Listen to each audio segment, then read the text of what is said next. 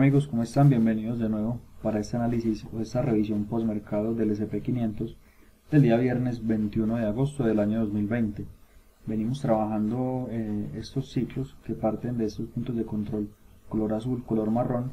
Este es un gráfico de una hora. Recuerden que en 4 horas seguimos en lo mismo, tendencia bastante fuerte al alza, que por el momento está en inmediaciones de los máximos históricos. Por el momento, entonces, como les decía, venimos trabajando estas zonas que parten de esos puntos de control y es importante que tengamos en cuenta lo que decíamos ayer. Este movimiento bajista que se había generado desde este máximo de acá nos había dejado también un ciclo con su respectiva zona de 61.8, una zona en la que esperábamos que el precio hiciera un retroceso bajista, que finalmente lo hizo, pero haciendo unos engaños extremos a esa zona. Ya en lo que fue la sesión europea y la sesión asiática de anoche, entonces el precio lo que hizo fue venir a trabajar esta zona de 61.8 que se ve aquí en color blanco. Esta zona es la zona del fibo de seguimiento para esta zona color marrón. Si trazamos el fibo de seguimiento desde este punto, vemos que el precio ya atravesó su 38. La zona de 61.8 está totalmente libre, ya que no tiene concurrencia con ninguna otra zona, pero sí vemos que la atraviesa un nivel 38.2 de un ciclo azul, del ciclo de segunda potencia, por lo que era un muy buen lugar para intentar hacer ese movimiento pues, de compras. Finalmente el precio responde con mucha violencia, ya que se ve pues, que hay una inyección de capital por parte de los institucionales. Una vez ya vimos que el precio se comportó de buena manera en cuanto a lo que fue el trabajo de esta zona, ya lo que se seguía era apoyar ese contexto que nos venía presentando el precio, ya que esto aquí fue una clara acumulación, una generación de movimiento, un retroceso a barrer stops y una continuación del movimiento alcista. Entonces también hay que tener en cuenta algo: el precio reingresó a la zona amarilla. Ya cuando había generado movimiento había tocado su 38. Por lo tanto, si el precio reingresaba a la zona, ya era un segundo trabajo. Y nuevamente lo que debemos hacer es buscar esa temporalidad en la que yo, cuando el precio active la zona, pierda de vista ese punto de origen del ciclo. Entonces bajamos a 15 minutos, aún lo vemos.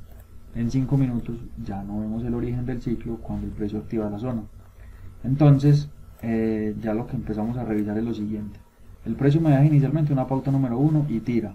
Eso me activa lo que es este punto de control, que lo marqué aquí en color verde.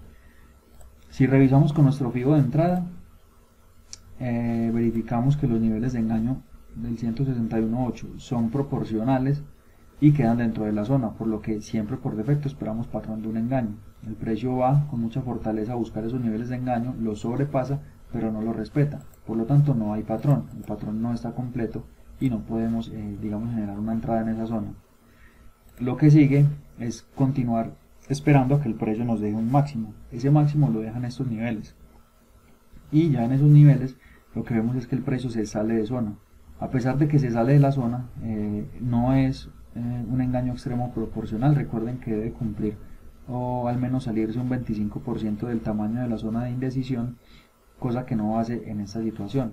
Entonces, si vamos a medir con el fibo de entrada, podemos revisar de que a pesar de que no sea un engaño extremo proporcional, sí nos podría dar una opción de entrada calmada, pero ya pues ya eso depende del método de cada uno. El precio tira y regresa, pero anula o más bien irrespeta esa zona de 61.8, es decir, no la trabaja, porque el precio viene y toca ese origen de la pauta 2, que fue este movimiento. Se sale y ya nos está diciendo que hay mucha probabilidad de que el precio llegue a este 161.8, si es que antes no rompe por debajo un 30%, dándonos ya lo que sería un patrón de doble techo con impulso. En este caso vemos que el precio tiró al alza y llegó a ese nivel de 161.8, digamos cumpliendo lo que pedía este fibo. También por lógica era lo que se pedía, al menos que el precio rompiera estos niveles de acá. ¿Por qué decimos esto? Esto se dice por la razón de que Si ese engaño extremo bajó el precio hasta estos niveles, no fue capaz de romper esos puntos de control inferiores, pues al menos, como mínimo, debería ir a romper este punto de control para hacer un nuevo intento a la baja, si es que eso es lo que pretende. Pero vemos que recién el precio iba subiendo y es lo que, digamos, lo que decía la lógica. También importante ver que después de que se da este punto de control, el precio en su retroceso reacciona en esta zona de 61.8 para generar ese movimiento alcista. Y esto nos confirma pues de que el precio trabajó de muy buena manera en la sesión de hoy. Yo el día de hoy tomo una entrada, esa entrada que tomo yo fue tal vez buscando el movimiento de aprovechamiento en corto. Recuerden que el día de ayer también lo había intentado, pero buscando un poco más lo que era el movimiento macro. Este movimiento era el que estaba buscando, pero digamos que lo intenté de una manera apresurada porque lo busqué muy rápido, pero bueno, esas son cosas que pasan, más aún después de esa acumulación tan grande. Ahora, si lo buscamos, o lo que yo buscaba, que era ese movimiento bajista, al menos hasta acá, no se dio. ¿Por qué lo buscaba hasta acá y por qué lo busqué desde esa parte de acá? Les voy a mostrar la entrada. Puede estar acá, sale en break-even. Lo busqué ahí por la razón de que tenía este punto de control. Este es un punto de control que es ideal para que el público que fue inducido a entrar en corto en este movimiento pusiera sus stops detrás de ese punto de control. Entonces, una vez el precio viene, aquí es una zona de barrida de stops, el precio tira inicialmente, pero no llega al objetivo, al menos el objetivo que yo tenía planteado, que era barrer stops en largo de la gente que había entrado bien por acá en la dirección correcta y que probablemente tenía sus stops detrás de este punto de control.